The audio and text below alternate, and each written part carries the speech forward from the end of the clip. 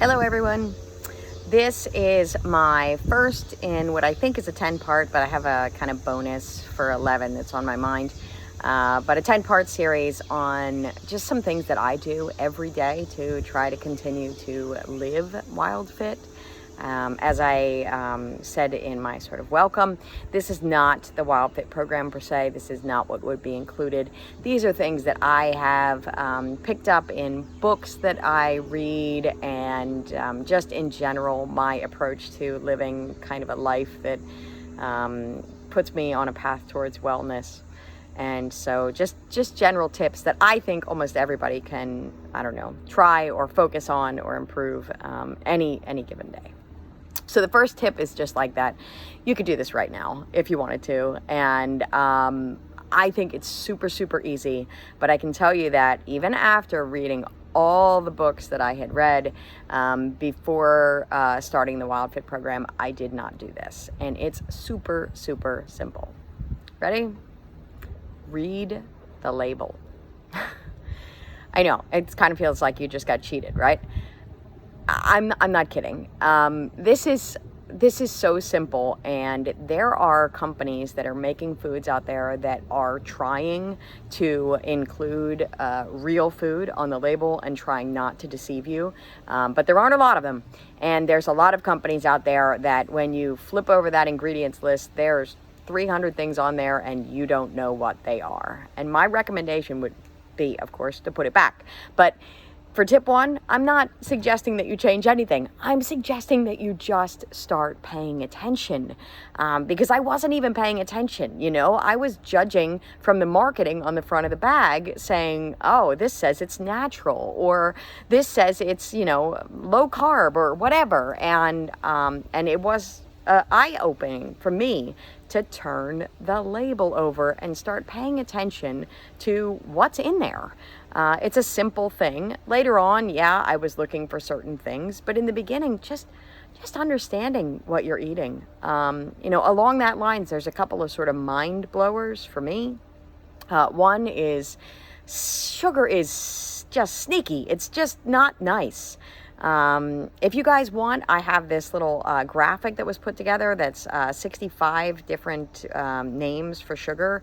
It's a WildFit graphic, and to tell you the truth, less than, a year ago when I did it, it was 60, and it's now up to 65 because they're sneaky, people. They're just really sneaky. And if you want the graphic, just comment, and just send me your email, and I would love to send it to you.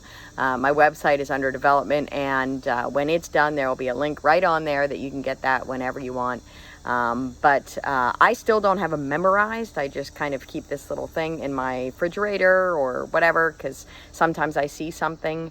I have learned certain, tricks, like if something has the word malt in it, it's sugar. It really doesn't matter whether it's maltose or maltodextrin or malt anything else. It's sugar, people.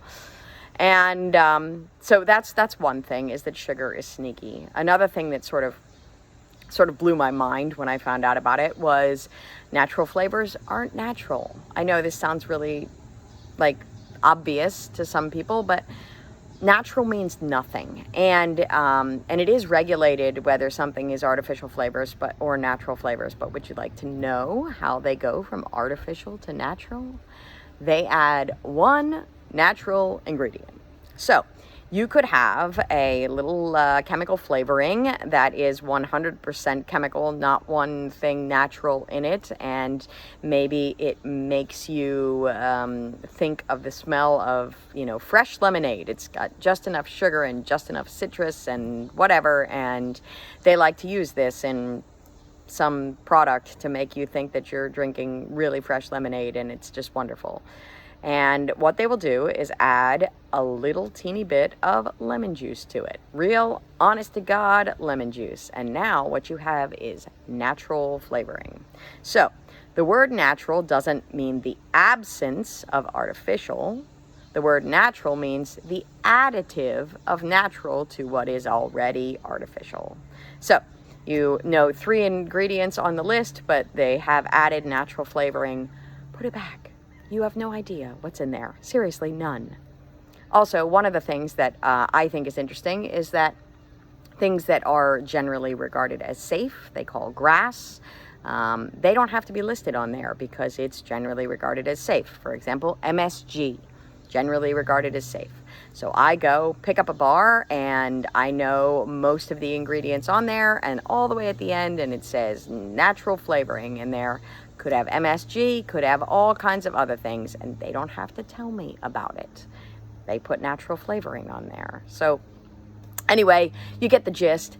I'm not going to do a super long podcast on what exactly is included in the ingredient list. All I'm suggesting is tip number 1, just start reading. It's not difficult. Just flip it over, see what's in there, and see if there's anything that makes you say, hey, can we do a little bit better than this? My kids all the time ask me, Mom, can I have this? Because they see it in the health food market and they think, I know I'm not allowed to have certain stuff, but maybe this. And I say, hey guys, let's turn it over and read it. And I start reading it to them and they say, what's that? And I say, I don't know. And then they say, Mom, what's that? And I say, I don't know. I'm like, do you want to eat this? Because I have no idea what's in it. And then sometimes I find one that has 4 ingredients and they all make sense to my 5-year-old and she knows what they are. And they say, can we eat that? And sometimes I say yes. Really just depends on the moment, but you get the gist. Last thing is, along the same idea, is there's an app I use to really kind of help a little bit. It's not specifically for ingredients, but you can set it with all kinds of different preferences. So I'm not researched. I don't have an Android. I have no idea whether it's available on these devices. I'm an iPhone geek, along with anything else Apple. So it's called Shop Well, and I keep it on my phone. It doesn't always have every ingredient, every thing that I shop for, but it's pretty good. And it uses the UPC symbol. So if you're out in the grocery store and you flip something over and maybe you don't recognize what some things are and you're thinking, is this just a stabilizer? Is it just I don't know. You can scan it. And Shopwell's really cool. You can tell it certain kinds of ingredients you don't like or the certain kind of diet that you have, and it'll give you a thumbs up, thumbs down, and it will also make other suggestions.